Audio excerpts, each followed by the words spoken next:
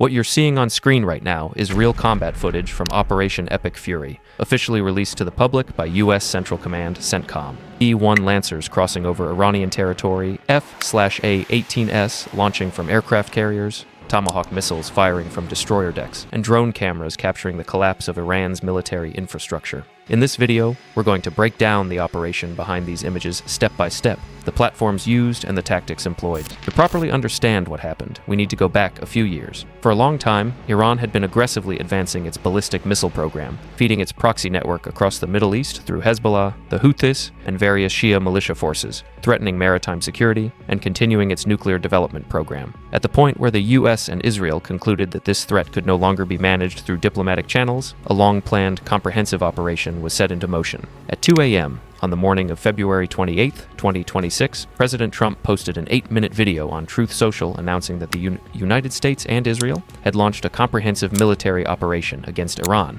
The U.S. designated the operation Operation Epic Fury, while Israel called it Operation Roaring Lion. The objectives were clear: destroy Iran's nuclear infrastructure and ballistic missile production, dismantle the IRGC leadership structure, neutralize the Iranian Navy, and secure freedom of navigation through the Strait of Hormuz. The operation began at 7 a.m. local time. In the words of CENTCOM Commander Admiral Brad Cooper, the opening strike was carried out at nearly twice the scale of the 2003 Iraq intervention. Over 1,000 targets were struck within the first 24 hours. By the end of 3 days, that number exceeded 1,700. The primary objective of the first wave was to eliminate Iran's air defense systems and command and control infrastructure. The most critical weapon in this phase was the Tomahawk land attack missile. More than 160 Tomahawks fired from over 14 guided missile destroyers and submarines effectively wiped out Iranian radar systems, air defense batteries, and command centers. This opened the door for every air operation that followed.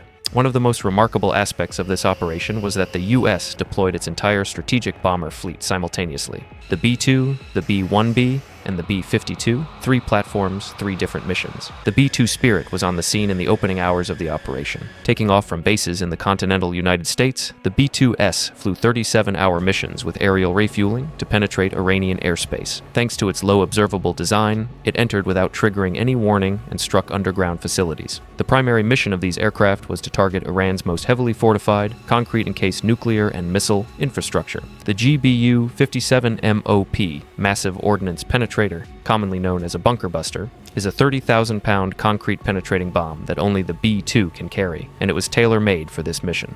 The B-1B Lancer came into play on the second and third days of the operation. According to CENTCOM's statements, 3 B-1Bs flew ultra-long-range sortie missions from Ellsworth Air Force Base in South Dakota. They reached Iran after multiple aerial refuelings over the Atlantic and the Mediterranean. The B-1B's role in this operation was to pound Iran's ballistic missile infrastructure and dispersed command networks with high-volume precision munitions. Its supersonic capability and massive weapons payload, up to 75,000 pounds of munitions on a single sortie, made it ideal for these kinds of spread-out targets. The B-52H Stratofortress took on long-range standoff missions, a platform that has been part of every major U.S. conflict since the 1960s. The B-52 targeted Iranian ballistic missile command facilities and C-3 centers, command, control, and communications infrastructure, from hundreds of miles away without ever entering Iranian airspace. CENTCOM confirmed that B-52s were used against ballistic missile and command nodes during the first 100 hours of the operation. Alongside the strategic bomber fleet, the less talked about but indispensable layer of the operation was the tactical aircraft. The F-15 E Strike Eagle and F-16 CJ Fighting Falcon were on the front lines for suppression of enemy air defenses,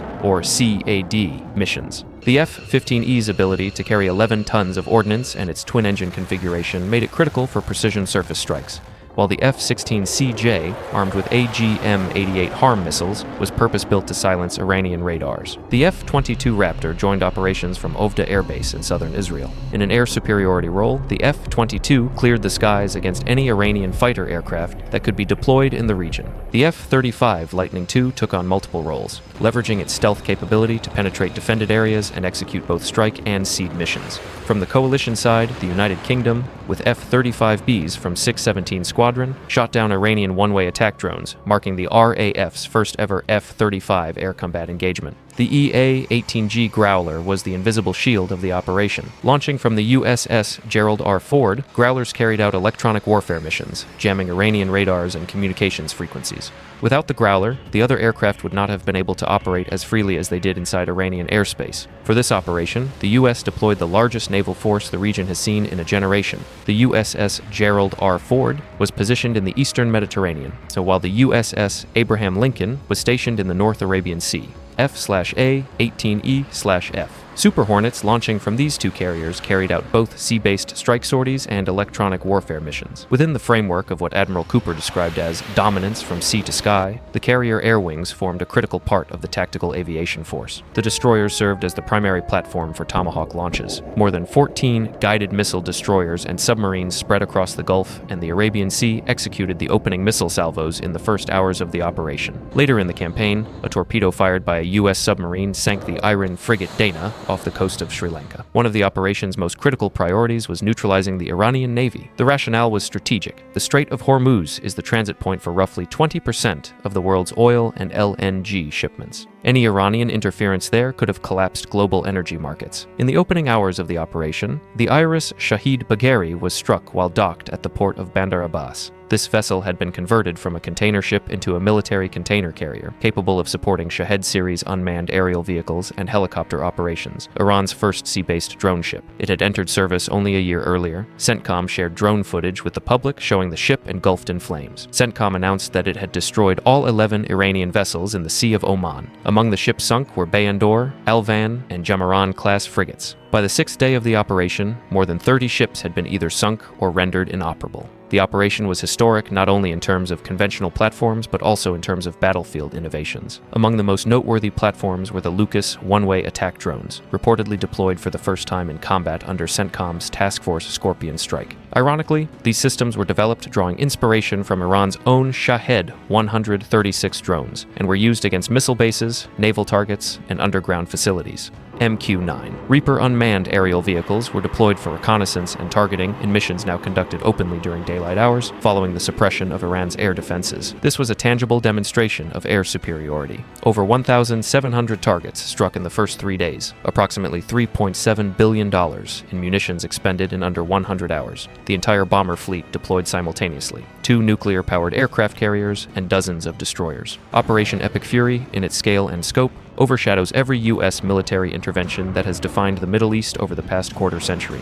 These images are the raw reality of war as transmitted from the field. The moment a B-52 releases its missiles, a Tomahawk closing in on its target in the dead of night, a drone camera recording an Iranian destroyer for the last time, all of it is documented and publicly available in the DVIDS archive. Stay tuned in the coming days as we continue to follow developments in the course of the operation. Military aviation news, exercises, and footage from the field will continue to be published on this channel. If you enjoyed the video, subscribe to the channel so content like this can reach more people,